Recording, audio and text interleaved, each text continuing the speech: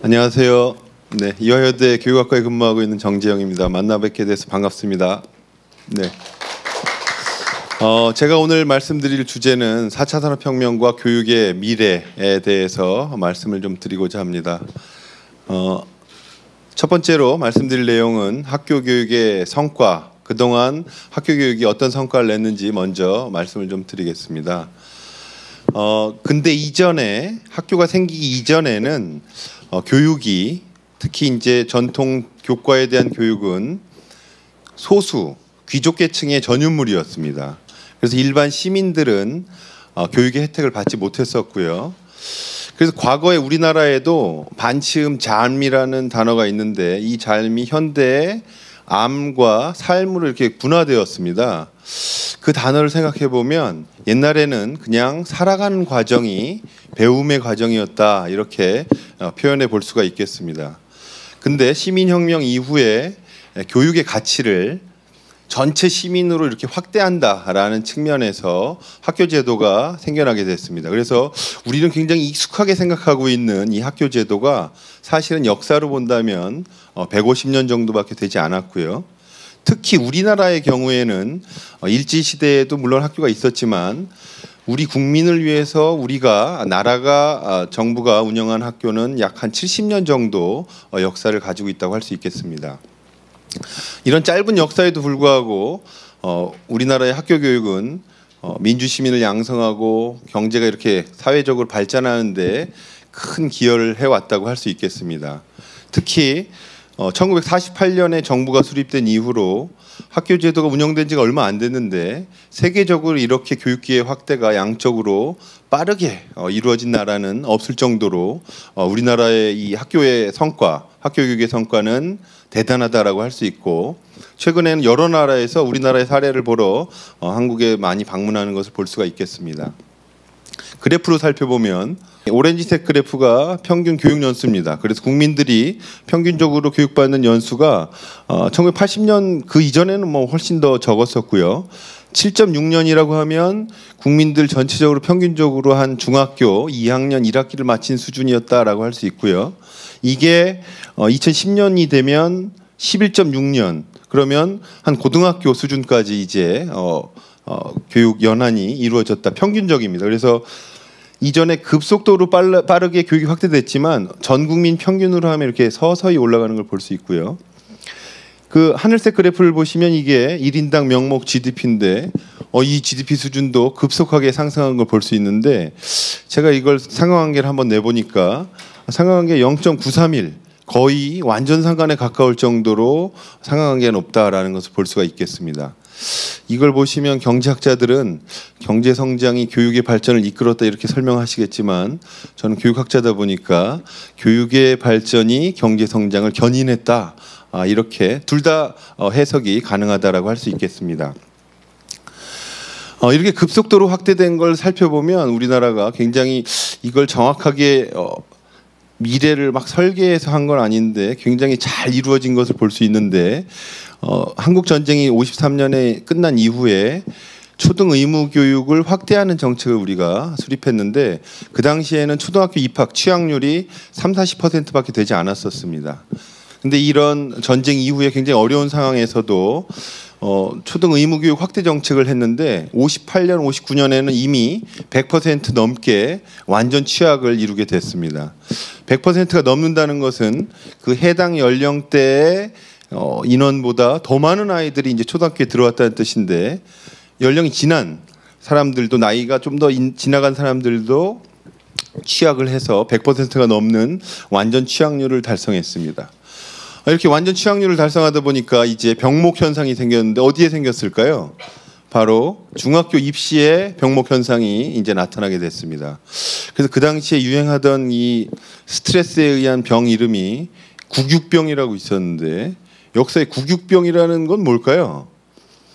중학교 입시 스트레스로 국민학교 6학년 애들이 이 스트레스를 받는 병 이름이 구육병입니다. 그래서 이러한 병목 현상을 해소하기 위해서 중학교 무시험 전형을 만들었는데 그게 1969년입니다.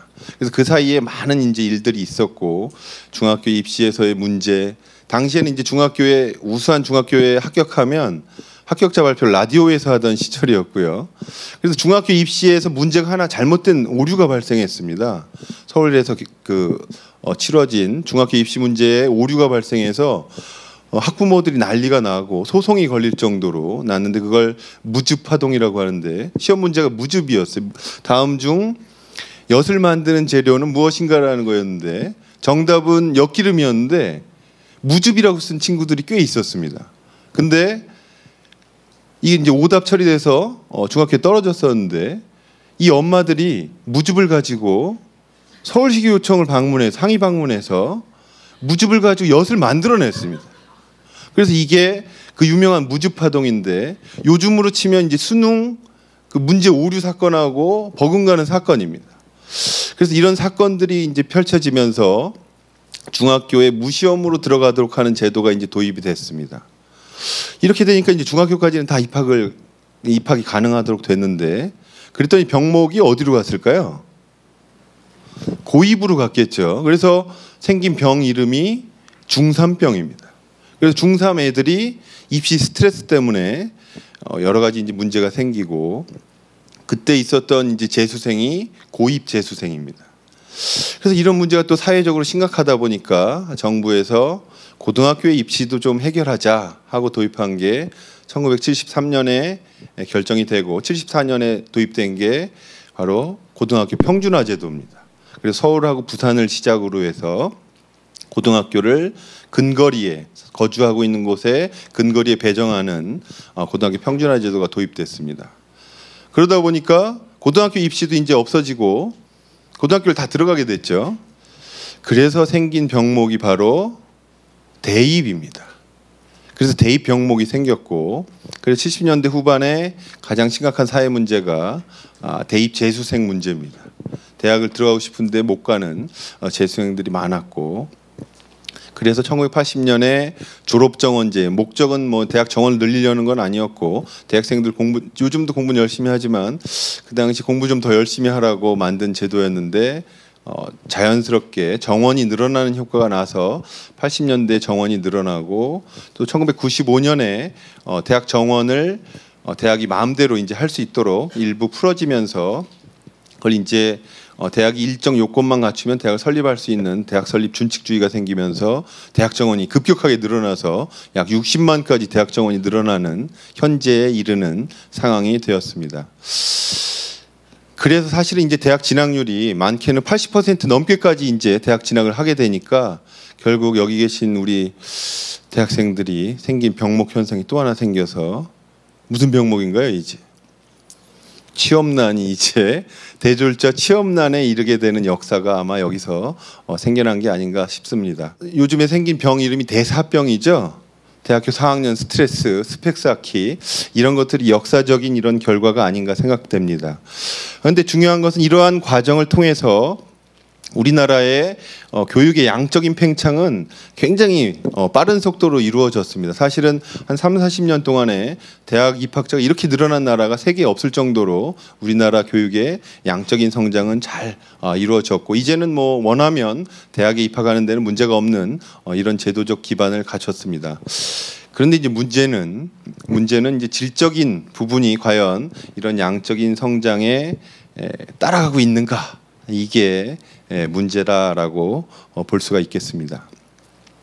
이제 위기를 조금 말씀을 좀 드리려고 합니다.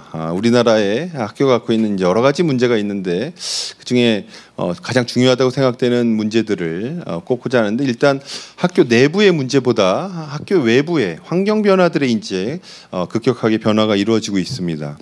그 환경 변화에 취약한 이 구조가 어떤 구조냐를 살펴보면, 학교 제도가 기본적으로는 근대 산업화의 산물이기 때문에 빠르게 많은 학생들을 잘 가르치려는 제도로 가장 효율적인 제도가 뭘까 하고 만들어진 게 바로 이제 학교 제도라고 할 수 있는데, 그 특징이 바로 소품종 대량 생산입니다. 근대적인 이 산업사회 구조에서 만들어진 제도라서 소품종 대량 생산 제도인데, 이거는 수요를 소비자가 정하는 것이 아니라 공급자가 소품종으로 정해서 대량으로 공급하는 이런 방식이라고 할 수 있는데요. 이게 생산품으로 예를 들어 살펴보자면 이 제 옷이 바로 이 대량 생산의 이 산물입니다. 이걸 만드는 생산자가 디자인도 정하고 색깔도 정해서 대량 생산해주면 그냥 소비자는 그 중에서 자기한테 맞는 걸 이제 찾아서 하는데 딱 맞지는 않습니다.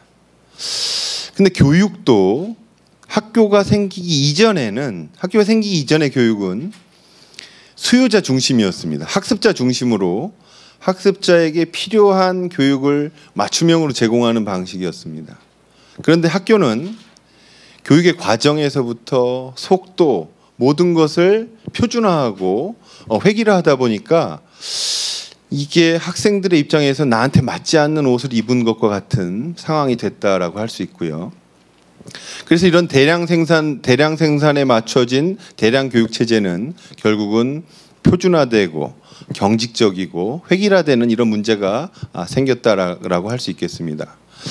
이런 획일적인 방식에서 제일 좋은 교육 방식은 바로 제가 오늘 하고 있는 일방적인 지식 전달 위주의 강의 방식입니다. 아마 이게 제일 안 좋은 학교의 유산을 제가 오늘 또 하고 있는 것이 아닌가 하는 안타까움이 좀 있긴 한데, 이런 강의 방식의 수업이 제일 효과적으로 빠른 시간에 지식을 전달하는 방식이라고 할 수 있겠습니다. 이게 모든 학교에서 이루어지고 있는 교육의 방식이라고 할 수 있겠습니다.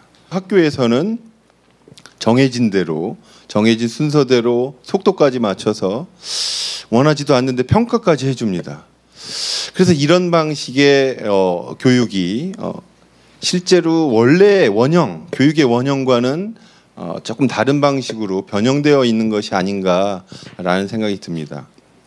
여기에 더 강력하게 들어온 것이 바로 학교에 주어진 선별 기능입니다. 학교에 교육적 기능만 준 것이 아니라 제도적으로 선별을 해줄 것을 요구를 하고 있습니다. 초등학교에는 중학교 가는 애들을 좀 선별해주고, 중학교는 고등학교 갈 애들을 선별해주고, 고등학교는 지상 목표가 대학 갈 애들을 선별해 주는 것이죠. 이런 선별의 기능을 맡다 보니까 그야말로 교육에 성공하는 것보다는 누가 잘하고 누가 못하는지를 평가해 주고 서열을 매기는 게 오히려 학교의 목표인 것처럼 이렇게 뒤바뀌는, 수단과 목표가 완전히 뒤바뀌는 결과를 보여주는 것이 아닌가라는 생각이 듭니다. 그래서 평가에 압도된 교실, 저도 오늘 그 학부 수업을 하고 왔지만 우리 학교도 상대평가이기 때문에 교육의 결과를 A%, B%가 딱 정해져 있습니다. 근데 교육학자로서는 굉장히 자괴감을 느낍니다. 내 수업을 들으면 다 A를 받도록 제가 수업을 해야 되는데 왜 내가 C의 퍼센트를 30%를 내야 되는가? 그럼 30%는 교육에 실패를 시켜야 되는 것인가? 이런 어려움이 있습니다. 아마 그래서 이 제도도 곧 바뀌리라고 예상을 하고 기대를 하고 있습니다. 그리고 학교의 시설을 사진을 찍어서 보면 우리나라만 그런 게 아니라 세계적으로도 학교의 외관과 유사한 외관을 가진 건물들은 상당히 많은데 그 중에 하나가 군대 막사 아니면 감옥의 사진도 학교의 사진과 똑같이 생겼습니다. 칸이 다 나눠져 있고, 이건 바로 가장 효율적으로 통제할 수 있는 건물의 모습입니다. 자유로운 교육의 모습이 아니라, 교육의 장이 아니라 어떻게 하면 아이들이 잘 교육에 따라갈 수 있도록 할까 하는 관리와 통제의 관점에서 만들어진 건물입니다. 그래서 여기 계신 이 CC만 하더라도 그런 모습에서 벗어나 있어서 너무 자랑스러운 건물이라고 할 수 있겠는데요. 이 건물만 해도 비슷한 건물이 없죠.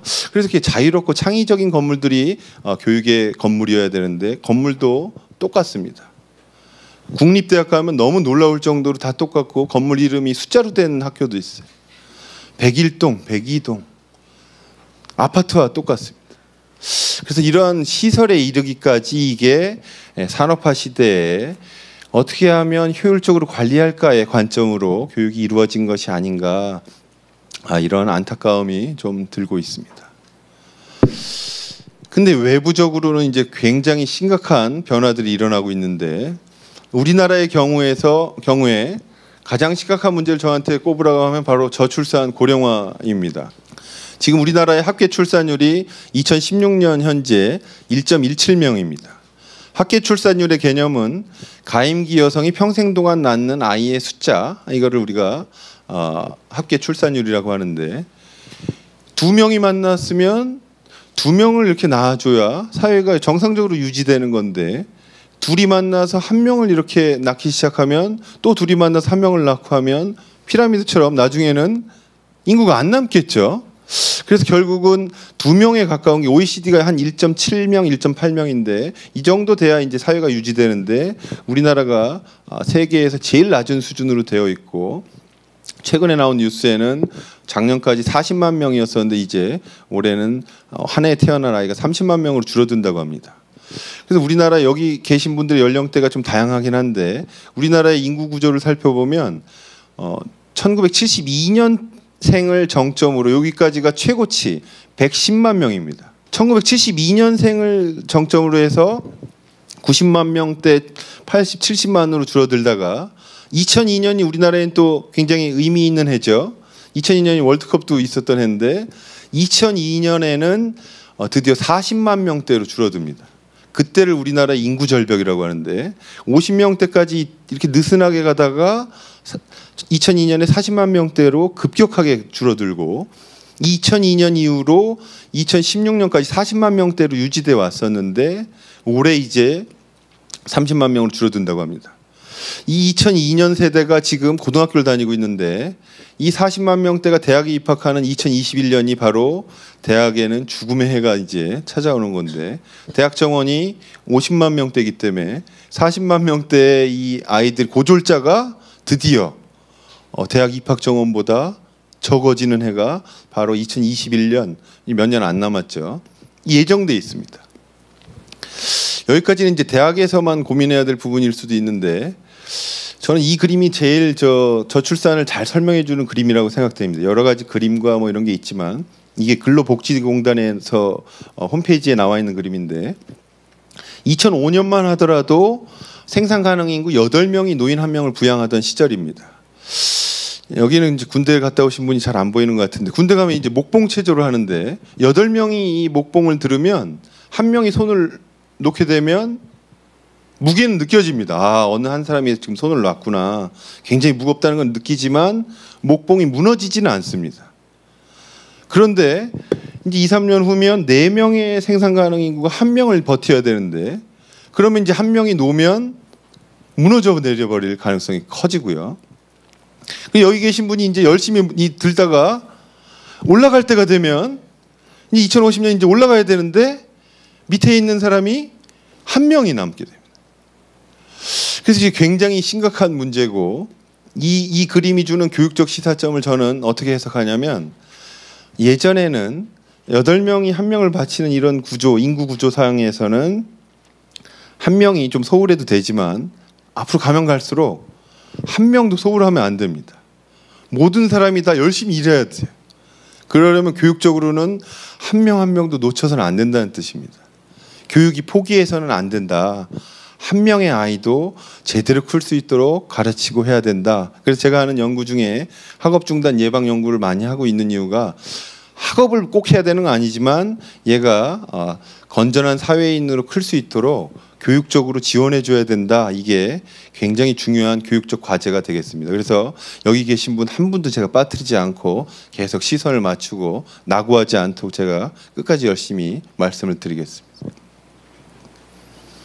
두 번째 변화는 경제적으로 경쟁이 굉장히 심각하죠. 글로벌 경쟁이 막 심화되고 있습니다. 그래서 세계적으로 기업이 분야별로 몇 개 안 남을 정도로 경쟁이 심하고 한데 교육 분야에서도 경쟁이 굉장히 심화되고 있다라고 할 수 있겠습니다. 우리가 많이 알고 있는 무크의 경우에는 매시브 오픈 온라인 코스, 이걸 묵이라고 하는데 거대하게 온라인에서 무료로 공개하는 강의들입니다. 이 강의들이 굉장히 질이 높아지고 있고 이걸 활용하게 됨으로써 좋아지는 사람도 있지만 어려워하는 사람들 많이 생깁니다. 미국의 경우에는 주립대학의 교수님들이 좀 많이 힘들어한다고요. 실제로 묵후 반대 운동을 주립대학 교수님들이 하고 있습니다. 이렇게 하다가는 대학 교육이 다 망한다. 왜? 애들이 다 묵후만 들면 대학 강의실은 어떻게 운영할 거냐 하는 문제 제기들을 하고 있는데, 여기에 또 하나 새롭게 등장한 대학의 유형이 바로 미네르바 스쿨입니다. 미네르바 스쿨은 대학인데 캠퍼스가 없습니다. 강의실이 없어요. 강의실 없이 어떻게 운영하느냐? 강의실 없이 교수님과 학생들이 온라인에서 네트워크로 만나서 토론을 합니다. 우리 잘 알려진 플립드 러닝으로 동영상으로 공부하거나 아니면 책으로 학습한 결과를 가지고 온라인으로 접속해서 토론식으로 운영을 하는 수업이 이루어집니다. 학생들이 이렇게 모여 있을 필요가 없는 거죠. 접속만 가능하면 됩니다. 근데 이 대학의 특징이 2014년에 개교를 해서 처음엔 소수로 운영하다가 2016년에는 유럽과 남미에 기숙사를 마련했고요. 2017년 올해죠. 올해 서울에 기숙사를 마련했습니다. 언론 보도에 의하면 한양대 기숙사를 쓰기로 했습니다. 이 대학의 운영 방식이 1년은 샌프란시스코에 있는 본교에서 머물다가 2학년 때부터 4학년 때까지 1년씩을 전 세계 기숙사를 돌아가면서 수업을 하게 돼 있습니다. 그러면 미국에서 1년을 마친 후에 한국에 오고 싶으면 한국에 오고, 아니면 유럽의 베를린이나 남미 부에노스아이레스 이런 데 기숙사가 있어요. 돌아다니면서 그 나라의 언어와 문화를 익히고, 수업은 정규 수업은 온라인으로 진행하는 학교입니다. 이 대학이 생겼다는 것은 이제 캠퍼스를 가지고 운영하는 것이 아니구나. 대학이 강의실이 필요 없다. 전 세계의 경쟁이 이제 내가 대학이 있으니까 우리 대학으로 와, 이런 경쟁이 아니라 전 세계에 있는 학생이 어디서나 접속해서 다닐 수 있는 대학으로 변화가 이루어지고 있다는 점입니다. 이게 아주 놀라운 변화라고 할 수 있고요. 또 우리나라에, 또 다른 나라에는 이미 경험했지만 우리나라가 최근에 경험하고 있는 게 바로 다문화 사회로의 급속한 진전이라고 할 수 있겠습니다. 다문화 사회로의 급속한 진전이 더 크게 빠르게 느껴지는 이유는 우리나라의 학령 인구의 아이들은 줄어들고 있는데 다문화 학생들의 숫자는 늘어나고 있기 때문에 다문화 학생 비율은 늘어날 수밖에 없는 거죠. 그래서 서울에 있는 한 초등학교의 경우에는 영등포구에 있는 초등학교인데 그 학교의 학생의 40%가 다문화 학생입니다. 다문화 학생이 중국어를 기반으로 한 다문화 학생들이 모여 살고 있어요. 이 학생은 정상적으로 수업을 운영하기가 어려울 정도입니다. 애들이 한국말 모르고 입학을 해요. 그리고 더 심각한 문제는 저학년을 중심으로 해서 한국 학생의 부모들이 이사가고 전학 가는 문제가 생깁니다. 그러면 다문화 학생 비율이 더 높아지겠죠. 그래서 교육부랑 교육청에서 이 학교를 지원하기 위한 집중적인 지원을 하고 있지만 결과는 이제 지켜봐야 될 거고요. 이 학교는 그래도 중국계 학생들만 있어서 그래도 좋다고 하는데, 경기도에서는 안산에 있는 한 초등학교는 다문화 학생 비율이 70%가 넘습니다.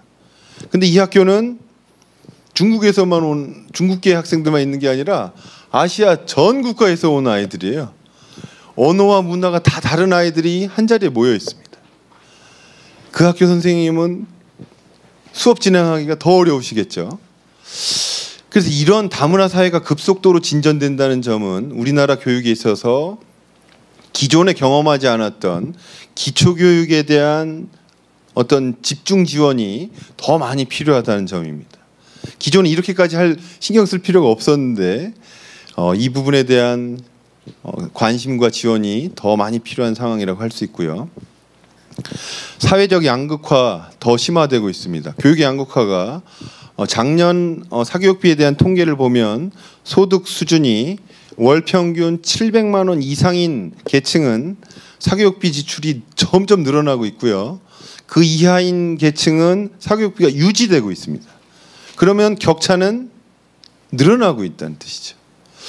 또 한 언론에 의하면 주요 대학의 합격자들을 분석해 보니까 고소득층 자녀가 입학하는 비중이 점점 더 높아지고 있다라는 얘기가 나오고, 요즘 유행하는 말로는 수저론까지 나오고 있습니다. 이렇게 심화되고 있는 양극화의 악순환에 교육이 긍정적인 효과로 발휘되고 있는 것인지 아니면 이런 양극화를 더 심화시키는 데 일조하고 있는 것인지가 더 큰 문제라고 할 수 있습니다. 우리나라 예전에 보면 가난한 가정에서 자라지만 공부를 열심히 해서 내가 성공할 수 있는 길을 찾아가는 그런 걸 요즘에는 희망의 사다리라고 표현을 많이 하는데, 교육이 희망이 되는 세상이었다면 요즘에는 소득 격차에 따라서 교육의 결과가 더 벌어지는, 또 그게 사회 진출에까지 연결되는 이런 문제도 더 심화되고 있고, 좀 이따 말씀드릴 4차 산업혁명 이후에는 이런 이 격차가 지금보다 더 심화될 거다, 그런 표현을 승자 독식 사회, 영어로 winner takes all society가 올 것이다라는 걱정과 우려가 더 심화되고 있습니다. 그래서 이 부분에 대해서도 우리가 교육적으로 어떻게 해야 될 것인가 하는 것이 굉장히 심각하게 고려돼야 될 사회적 변화의 모습이다라고 생각이 됩니다. 그런데 이제 4차 산업혁명이라는 거대한 물결이 또 다가오고 있습니다.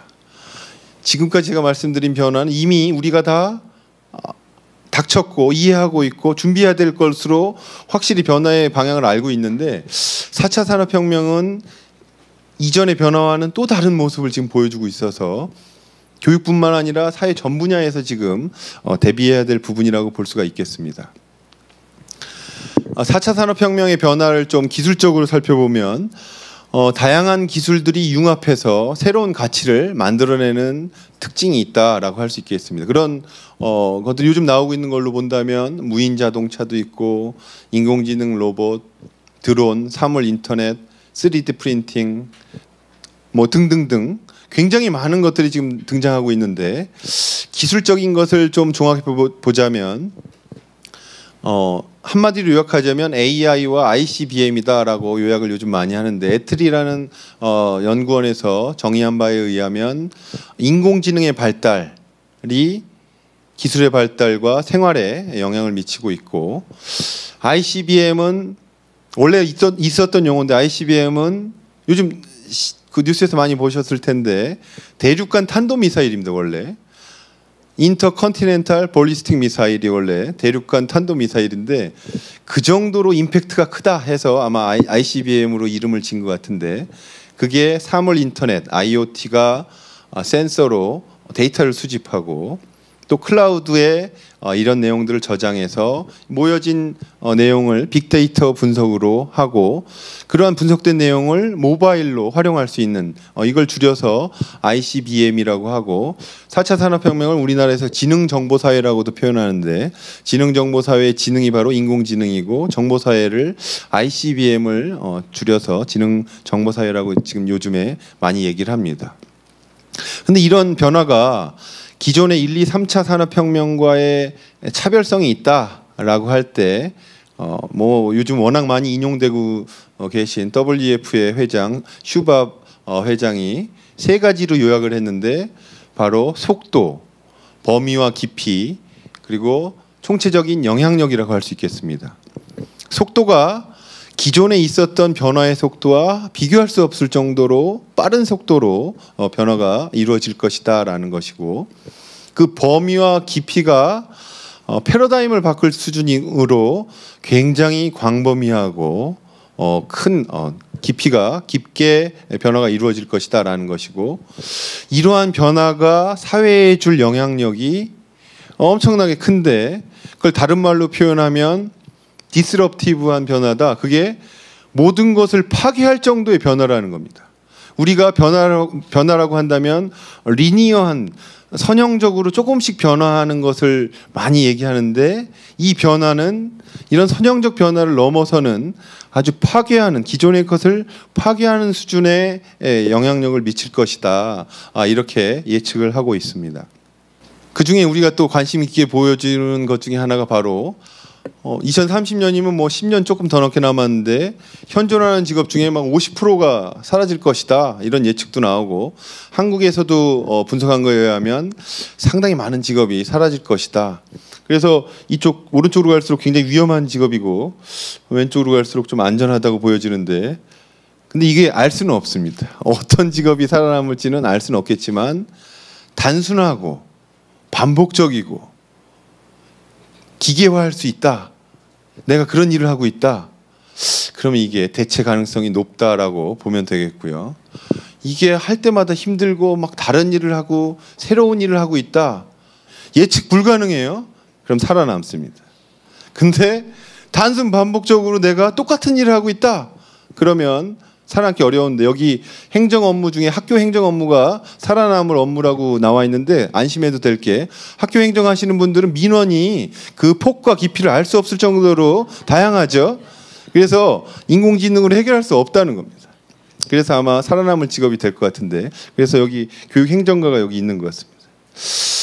이러한 직업 세계의 변화가 있기 때문에 제가 교육부와 뭐 회의하거나 이렇게 만날 일이 있으면, 우리 학생부 전형할 때 이렇게 직업란이 있는데 희망 직업란을 제가 없애야 된다고 얘기를 하고 있습니다. 왜냐하면 희망 직업이 있는 직업일지 사라질 직업일지 모르기 때문에 아이들에게 직업을 교육시키는 것이 아니라 진로 교육을 해야 되고, 진로 교육이란 내가 무슨 일을 할 것인가, 일에 대해서 해야 되지 직업으로 해서 하는 것은 맞지 않다라고 생각이 됩니다. 그러면 이런 4차 산업혁명이 오기 전부터 교육계에서는 다양한 변화들이 이루어지고 있는데요. 그중에 예를 들면 유초중등 분야에 미국의 살만 칸이라는 사람이 만든 시스템이 칸 아카데미입니다. 칸 아카데미는 K-12라고 미국에서는 주로 얘기하는데, K-12는 유치원과 초중등 교육을 K-12라고 표현을 합니다. 유치원과 초중등학교의 학교에서 배우는 모든 내용을 온라인으로 개발했고, 이걸 활용하는데 비용은 무료입니다. 지금 세계 각국 언어로 개발돼서 보급이 되고 있고, 우리나라에도 한글 서비스가 최근에 오픈이 돼서, 이게 제가 지금 이 홈페이지가 한글 칸 아카데미입니다. 그래서 저도 들어가서 여기서 교육을 받아봤어요. 그럼 배지를 막 줍니다. 잘했다고 배지를 주면, 배지를 모으면 이제 한 학기가 되고, 이 한 학기가 학년이 되는 거죠. 그럼 학교를 굳이 안 다녀도 학교에서 가르쳐주는 전 과목을 공부를 다 할 수가 있어요. 물론 선생님이 가르쳐주면 더 좋을 수도 있겠지만, 이 칸 아카데미를 통해서도 지식에 대한 학습은 충분히 가능하다는 겁니다. 그리고 무료예요. 미국에서 제가 초등학교를 방문해 봤더니, 미국 초등학교에서는 칸 아카데미뿐만 아니라 지능형 학습 지원 시스템을 수업 시간에 활용합니다. 선생님이 수학 시간에 진도 나갈 때 알아듣는 친구가 30-40% 되겠죠. 그럼 30-40%는 이미 다 알고 있는 내용이에요. 그럼 얘네들은 다른 더 심화된 과제를 부여해주고, 모르는 애들도 한 30-40% 되겠죠. 그러면 이 아이들에게는 칸 아카데미나 다른 보조 사이트를 통해서 개별 학습을 시킵니다. 왜냐하면 수업을 듣고 있는 게 걔네들한테는 무의미하기 때문에 그런 거죠.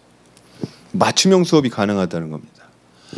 수업의 보조 수단으로 칸 아카데미를 많이 활용하고 있는데, 그럼 수업을 완전히 대체할 수 있느냐? 이 퀘스천 마크죠.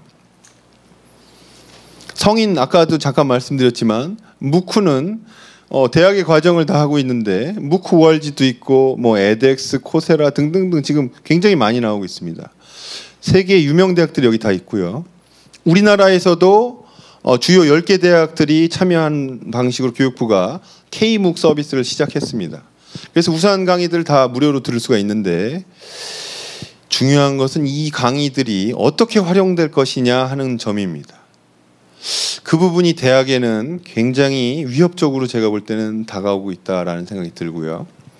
성인 학습자를 대상으로는 각 분야의 최고 권위자들과 전문가들이 5분에서 10분 정도의 내용으로 강의를 지금 동영상 강의를 하고 있고, 그걸 무료로 제공하는 게 바로 테드죠. 그래서 아마 테드 강의는 많이 들어보셨을 것 같아요.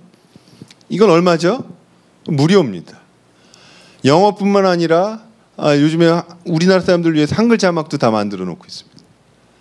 그래서 최고의 지식이나 경험, 정보를 무료로 접할 수 있는 시스템으로 등장하고 있고요. 그럼 이런 것들을 활용해서 학교는 어떻게 바뀌고 있느냐? 초중등 학교의 모습을 먼저 말씀드리면, 칸 랩스쿨은 아까 그 칸 아카데미를 만든 살만 칸이라는 사람이 만든 실제 학교인데, 이 칸 랩스쿨은 초등학교 수준은 로어스쿨, 중고등학교 6년으로 나눠서 로어스쿨과 랩엑스로 나눠서 무학년제입니다. 학년의 구분이 필요 없죠. 수업은 전부 칸 아카데미나 온라인으로 진행이 됩니다. 지식의 전달을 선생님이 하지 않는 거죠. 그럼 선생님은 무슨 활동을 하느냐? 협업 위주의 프로젝트 수업이나 맞춤형 수업에 아이들이 부족한 점이 있는 것을 지원해 주는 역할을 합니다. 모여서 해야 될 필요가 있는 것만 모여서 하는 거고, 나머지는 개별적으로 학습이 이루어지고, 여기서는 상대평가가 필요 없습니다. 문제 푸는 속도가 의미가 없죠. 어디까지 학습에 성공했느냐만 의미가 있기 때문에 절대평가로 이루어지게 됩니다. 그 다음에 알트스쿨은 구글의 임원들이 만든 학교인데, 알트스쿨에서도 무학년제와 아까 말씀드린 온라인 학습과 프로젝트 수업이 나눠져서 이루어지고 있고, 스티브 잡스 스쿨은 스티브 잡스가 펀드를 내서 만든 재단이 운영하는, 유럽의 네덜란드나 이런 데서 운영하는 학교인데, 여기서도 아이들이 태블릿 PC를 활용해서 공부를 하고 협업을 통한 학습만 함께하고 있는 이런 형태로의 전환이 이루어지고 있다라고 할 수 있겠습니다. 이게 기존에 일방적으로 교육 내용을 제공하는, 같은 속도로 제공하는 강의식 수업을 초월한, 넘어선 교육이 이루어지는 새로운 형태의 학교의 모습이다라고 할 수가 있겠습니다. 대학의 혁신 사례도는 좀 더 놀라운데요. 제가 대학에 근무하고 있어서 더 와닿는지는 모르겠습니다. 애리조나 주립대학은 미국에서 학생 수가 제일 많은 대학으로 지금 도약했습니다. 주립대학에 정원 개념이 없기 때문에 학생들이 많이 오면 가장 큰 대학으로 변하는데, US 뉴스 앤 월드 리포트에서 선정한 2015-16 미국에서 가장 혁신적인 대학으로 뽑혔습니다. 뭐가 혁신적이냐? 이 대학은 우수한 학생을 선발해서 뽑는 방식이 아니라 모든 학생을 받아들여서 교육시키겠다. 이게 포용성 정책입니다. 일단 다 받아들여서 우리가 교육적으로 성장시키겠다는 관점입니다. 우리나라 대학들이 보면 조금 이상합니다. 우리나라 대학들은 어떻게 하면 우수한 학생을 뽑을까 하는 선발의 경쟁을 한다고 본다면, 이런 것을 배타적, 배제적, 선별의 관점이라고 본다면, 이 대학은 포용적 정책으로 의지와 열정을 가진 아이들을 뽑아서 우리가 잘 가르치겠다 하는 포용성 정책을 쓰고 있어서, 그렇기 때문에 학생 수가 지금 가장 많은 대학으로 성장을 했고요. 우리랑 조금 다른 점은 총장님이 벌써 10년 넘게 총장님을 하고 계시면서 우리나라도 굉장히 어렵다고 하는 학과 구조 조정을 했습니다. 수요가 적고 변화에 둔감한 학과를 통합하거나 폐쇄하는 방식으로 해서 실제로 사회 수요가 많은 대학 중심으로 전공을 개편해냈고요. 여기에 제가 놀라운 두 가지 사항을 4차 산업혁명의 변화와 맞춰서 말씀드리자면, 두 가지가 이 어드바이저와 글로벌 프레시맨 아카데미라는 제도인데, 이 어드바이저는 기존에 있던, 미국 대학에는 어디나 있는 아카데믹 어드바이저 제도라는 게 있는데, 학부에 입학하면 학과 전공을 스스로 설계해야 되기 때문에 학자금이 비싼, 등록금이 비싼 사립대학은 학생 한 10명당 1명 정도의 아카데믹 어드바이저를 붙여서 학사 지원을 해주고, 주립대학의 경우에는 등록금이 좀 싸기 때문에, 싸다고 해도 우리나라보다는 비쌉니다. 한 4만 불에서 5만 불 연간 되는데, 뭐 사립대학은 10만 불 정도 되고요. 근데 이 어드바이저로 바꾼 것은 바로 그 아카데믹 어드바이저를 인공지능 빅데이터 기반의 시스템으로 전환한 겁니다. 그래서 학사 지원을 사람이 하는 것이 아니라 시스템이 해주는 거죠. 시스템이 해줄 때의 장점, 가장 큰 장점은 사람은 연락하기가 힘들어요. 연락이 잘 안 됩니다. 문자를 보내도 답도 잘 안 주고, 이메일 보내도 한참 있다 답이 오는데, 이 시스템은 즉시 답이 옵니다. 질문과 동시에 답을 해줘요. 답만 해주는 게 아니라 질문도 수시로 합니다. 요즘 어떻게 지내는지. 그래서 기초 상담 역할까지 해줍니다. 요즘 서울 시내에 있는 많은 대학생들이 상담을 많이 신청해서, 어떤 대학 제가 얘기 들어보니까 상담을 신청을 하면 2, 3주를 기다려야 된대. 나는 지금 당장 힘든데 상담을 받으려면 2, 3주를 기다려야 되는 겁니다. 이 어드바이저는 실시간으로 상담을 해줍니다. 그래서 심각한 문제가 있으면 그때 전문가를 연결해주고 예약해주고 해주는 제도인데, 이 어드바이저가 학생들의 만족도를 높이고 대학이 원래 주립대학은 중도 탈락률이 굉장히 높은데 애리조나 주립대학의 중도 탈락률을 급격하게 줄여준데 기여한 게 바로 이 어드바이저라고 평가받고 있고, 조금 슬픈 일은 이 어드바이저 때문에 실직하는 사람들이 생겼는데 아카데믹 어드바이저와 기초 상담자들이 지금 일자리가 상당히 없어지는 문제가 대체되고 있다는 거예요. 대체되고 있죠. 시스템이 대체하고 있어서 학교의 입장에선 예산 절감 효과가 공식적으로 발표된 것만 연간 80억 이상, 우리 한국 돈으로 80억 원 이상의 인건비가 절감되고 있다고 지금 공식적으로 발표하고 있고요. 좀 더 놀라운 게 바로 글로벌 프레시맨 아카데미인데, 이건 정말 직접적인 위협이 되는 건데, 대학에서 1학년에서 들어야 할 12과목을 다 무크로 전환했습니다. 교양 과목을 12과목을 전환하면 대학생은 이 과목을 이수한 이후에는 대학을 실제로 다니는 횟수는 몇 년이 될까요? 3년으로 줄어듭니다. 그럼 언뜻 생각하면 대학 입장에서 등록금 수입이 4분의 1이 줄어드는 거 아닌가 라고 생각이 들 수도 있겠지만, 이걸로 인해서 ASU의 재정 절감 효과가 엄청나다고 합니다. 학생이 12과목을 듣게 하려면 이 학교 학생 수가 거의 수천 명에 이르고 있는데, 한 해에 이 아이들이 12과목을 들으려면 학교가 개설하는 과목 수는 실제로는 1,500에서 2,000개 강의를 개설해 줘야 됩니다. 이 개설하는 강의를 다 폐쇄한 겁니다. 교양 과목을 개설하지 않는 대학이. 그러면 학교 입장에서도 예산 절감이 되고, 학생들은 등록금 절감되는 데다가 수업 연한도 1년이 줄어들고, 모두가 해피한데 슬퍼지는 분들은 있어요. 그 슬퍼지는 분들이 바로 강사분들입니다. 실제로 교양 과목을 담당하던 강사들은 대량 실업 사태가 여기서 생겨나고 있고요. 이게 혁신 사례로 꼽혔으니까 미국의 주립대학들이 아마 이걸 좀 벤치마킹하게 되면 이게 바로 그야말로 사라지는 직업 중에 하나가 되지 않을까 하는 걱정이 듭니다. 그럼 이게 교양 과목으로 끝날 것이냐, 아니면 전공 과목으로도 또 확대될 것이냐, 이게 이제 위기 상황이라고 할 수 있고요. 대학이 변화하는 모습의 한 부분이 될 수 있다라는 겁니다. 그래서 결국은 제가 지금 하는 것처럼 이렇게 강의식으로 수업하는 교수님들은 큰 위협입니다. 그래서 저도 수업을 지금 참여형 수업, 프로젝트형 수업으로 지금 바꾸려고 하고 있고요. 그렇지 않으면 그 수업이 변화, 혁신의 대상이 될 수 있다는 겁니다. 지식을 전달하는 것만으로 강의를 하던 시대는 이제 대학 교육도 위기에 놓여 있다. 그런 것은 무크가 충분히 대체할 수 있다는 겁니다. 그래서 이런 방식으로의 변화가, 이 혁신 사례가 아주 즐겁지만은 않은 변화들이라고 할 수가 있는데, 근데 변화의 속도는 굉장히 빠른 겁니다. 우리가 이런 상황이 올 것이다, 뭐 5년 전, 10년 전에도 얘기는 해왔지만 실제로 이렇게 구현된 사례는 잘 보지 못했었는데, 초중등부터 대학에까지 교육이 급격하게 변화하고 있는 모습을 볼 수가 있겠습니다.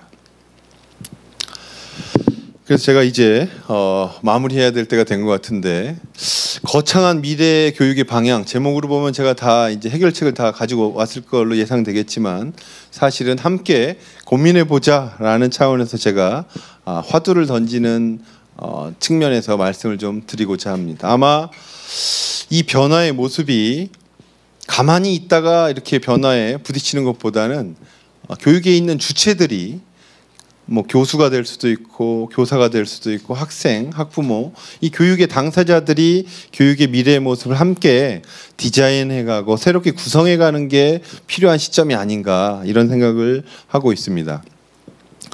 그래서 제가 먼저 미래 인재가 갖춰야 할 기본 소양을 한번 정리해 봤는데, 사실은 제가 그 알파고가 바둑을 두는 그 장면에서 여러 가지 벌써 한 1년이 지났는데 여러 가지 시사점을 제가 좀 봤었는데, 첫 번째는 기계가 할 수 없는 창의성이 무엇일까? 창의적 역량을 기르는 게 교육의 기본적인 방향이 아닐까라는 생각이 좀 듭니다. 그 알파고가 지금 거의 세계 최고 수준의 바둑의 기량을 가지고 있다고 평가받는데, 그래서 좀 얼마 뒤에는 세계 랭킹 1위라고 하는 중국의 커제하고 이제 뭐 바둑을 또 다시 둔다고 하는데, 이번에는 커제를 도와주는 사람까지도 해서 인간 대 이 인공지능의 대결로 하겠다고 이제 아마 홍보를 하고 있는데, 알파고가 19줄 바둑판에서는 지금 세계 최고일지 모르겠는데, 전 이런 걸 한번 해봤으면 좋겠는데, 안 가르쳐주고 구구를 치게는 안 가르쳐주고 바둑판을 20줄로 한번 바꿔보는 겁니다. 그래도 알파고가 바둑을 둘 수 있을까? 제가 궁금해요. 근데 커제든 아니면 이세돌이든 저도 바둑을 둘 줄 아는데 저도 20줄 바둑을 둘 수 있겠습니다. 근데 알파고가 둘 수 있을까?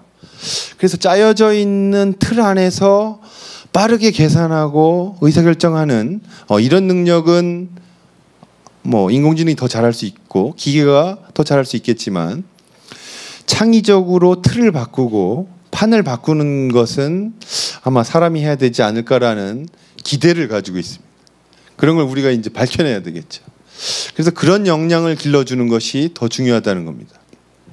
빠른 시간 내에 수학을 누가 더 정확하게 풀어내느냐 하는 걸로 인간의 역량을 평가하는 시대는 이제 지나간 것이 아닌가라는 생각이 좀 듭니다.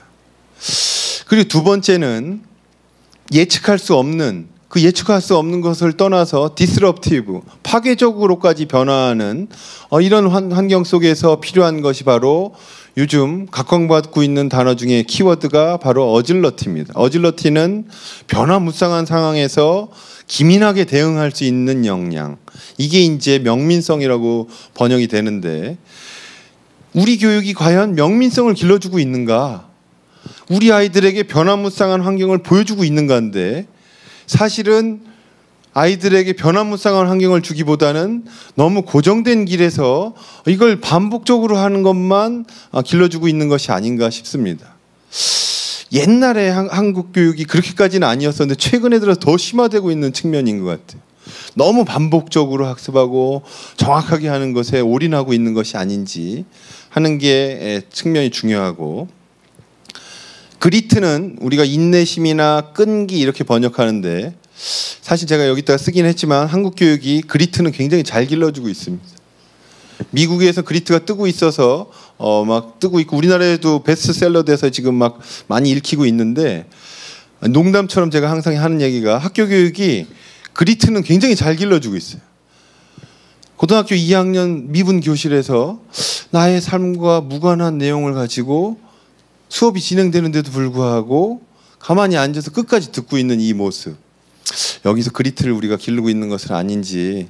그래서 우리나라는 그리트는 좀 잘하고 있는데 어질러티가 좀 많이 부족해서 이걸 좀 길러줄 수 있는데 초점을 좀 맞춰야 되고, 저희 이화여대에서 하고 있는 예를 들어서 도전학기제라든가 이런 제도들이 아이들이 스스로 도전하게 하고 문제를 정의하고 해결 방안을 찾도록 하는 이런 방식의 프로젝트가 아닌가 생각이 되고, 이런 것들이 대학뿐만 아니라 초중고에서도 상당히 많이 활용될 필요가 있지 않나, 이런 생각이 좀 듭니다. 그리고 세 번째는 이제 세상이 급격하게 변화하고 있습니다. 디지털화된 세상과 오프라인이 거의 혼재된 수준이에요. 그래서 이런 세상에서 아이들에게 꼭 필요한 것, 이게 바로 디지털 소양인데, 그 중에 하나가 디지털 리터러시입니다.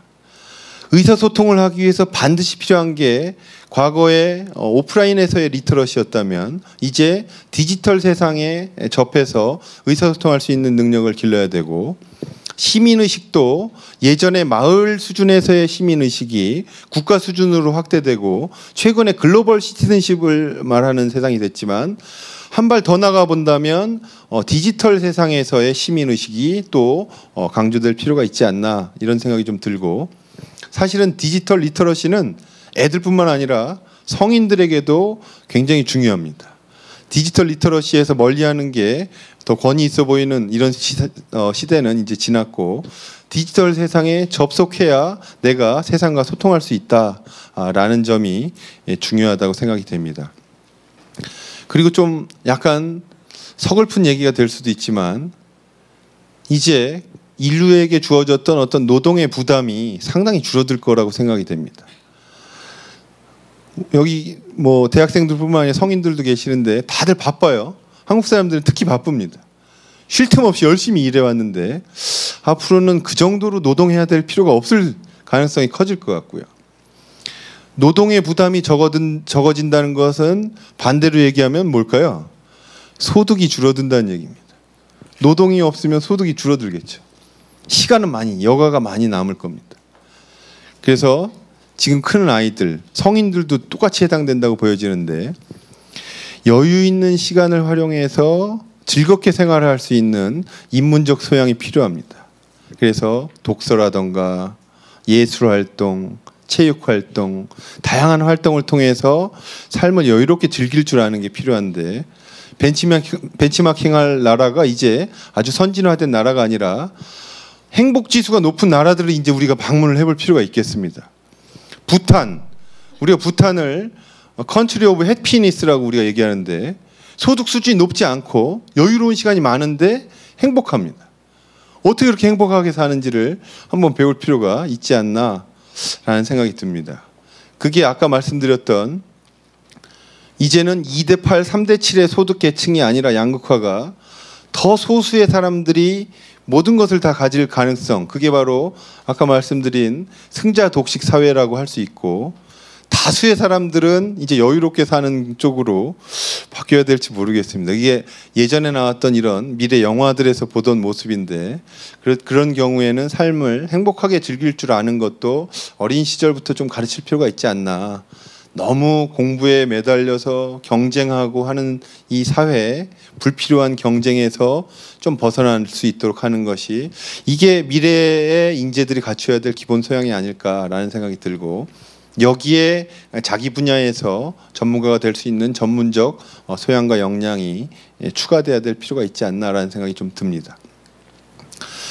그래서 변화의 양상과 교육의 변화를 한번 살펴본다면, 미래 사회가 변화하고 미래가 요구하는 인재가 변하기 때문에 학습의 혁명이 필요하다라고 할 수 있겠습니다. 그건 바로 학습자 개인의 맞춤형 학습이 이제 이루어질 필요가 있고, 이러기 위해서는 강의식으로 진행되는 지식 전달 위주의 교육 방식은 전면적으로 전환이 좀 필요하다라고 할 수 있고, 여기에 교육적으로 지능 정보의 기술들을 어떻게 활용해 줄 수 있을까, 한 가지 사례가 아까 말씀드렸던 양방향으로 소통할 수 있는 지능형 학습 지원 시스템이 아마 개발이 가능하지 않을까 싶습니다.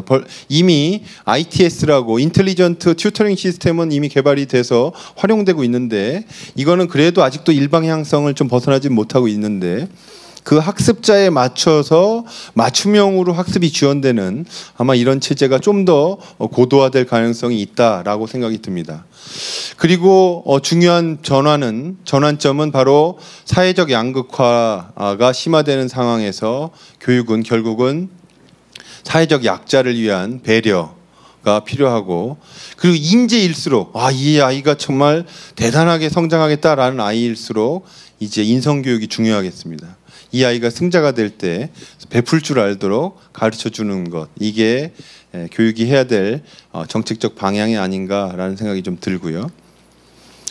그래서 맞춤형 학습의 수준으로 살펴본다면, 아까 그 맞춤형 수업을 조금 더 설명해드리면, 바로 기존의 강의식 수업은 모든 목표와 내용이 일정하고 속도까지 똑같은 걸 우리가 강의식 수업으로 한다면, 이것을 차별화된 수업, 디퍼런시에이션이라고 한다면 목표와 내용은 같지만 수준별로 나눠서 이루어지는 수업, 아마 이것까지는 지금 우리나라에서도 하고 있는 것 같고, 여기서 한 발짝 더 나가면 목표와 내용은 같지만 학습자의 속도에 따라서, 수준에 따라서 개별화돼서 이루어지는 수업, 이게 개인화된 수업이라고 할 수 있고요. 여기서 더 한 발짝 나가면 목표와 내용까지도 아이들마다 다르게 이루어지는 수업, 이게 바로 개별화된 수업이고, 초중고의 상황으로 본다면 어린 나이일수록 차별화와 개인화해서 공통적으로 학습해야 될 부분이 있다면 고등학교 이후에 대학에 이르기까지는 이미 개별적인 목표를 향해서 개별화된 학습이 이루어지도록 지원이 필요하다라고 생각이 됩니다. 그걸 좀 요약해서 여태까지 말씀드린 걸 정리해 보면, 그래서 굉장히 경직적인 학교 제도는 굉장히 유연한 학교 제도로 바뀌어야 된다라고 정리를 할 수가 있겠습니다. 그래서 633제 기본적인 우리가 학제를 가지고 있는데, 이 학제의 틀을 아이들의 속도에 따라서 유연하게 운영할 수 있는 것으로 좀 전환해 줄 필요가 있습니다. 아이들이 633으로 성장하고 발달하지를 않습니다. 아이마다 속도가 다르고 특징이 있기 때문에 아이에 맞춰서 학습에 성공할 수 있도록 지원해 주는 것이 필요하다라고 할 수 있고, 표준화된 교육과정도 이제 모든 아이가 1학년 교육과정을 1학년에 맞춰야 될 필요가 없습니다. 그래서 좀 더 맞춤형으로의 교육과정, 맞춤형 교육과정이 이루어질 때 학습 방식도 전환이 이루어질 수 있다라는 생각이 들고, 평가도 강의 방식도 이제 바뀌어야 되고, 상대평가, 엄격한 상대평가도 일대 본질적인 평가로의 전환이 필요합니다. 우리가 지금 상대평가는 정상분포 곡선, 정규분포 곡선이라고 하는 이런 곡선을 상정하고 교육의 결과를 만들도록 하고 있는데, 교육학 책에 나오는 기본은 이 정규분포 곡선은 교육의 전 모습입니다. 교육을 받고 나서는 다수가 학습에 성공하도록 옮겨가야 됩니다. 대부분의 아이가 A를 맞아야 성공한 수업이지, C가 30% 나오는 수업은 실패한 수업이라고 교육학에서는 가르치고 있습니다.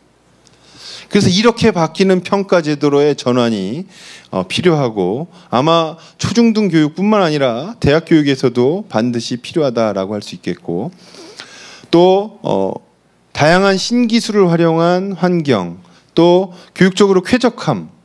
일단 불편하면 교육이 안 되는 거죠. 교육은 노동이 아닙니다.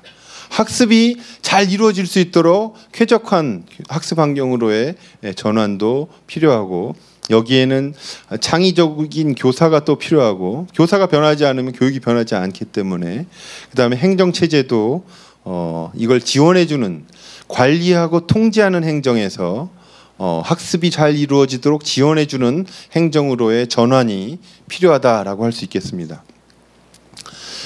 그래서 미래의 학교를 정리해 보자면, 아까 말씀드린 대로 유연한 학교제도, 다양화된 맞춤형 교육과정, 그다음에 창의적인 교수 학습 방법, 그다음에 프로젝트 학습, 그다음 절대평가, 학습 공간의 혁신적인 변화.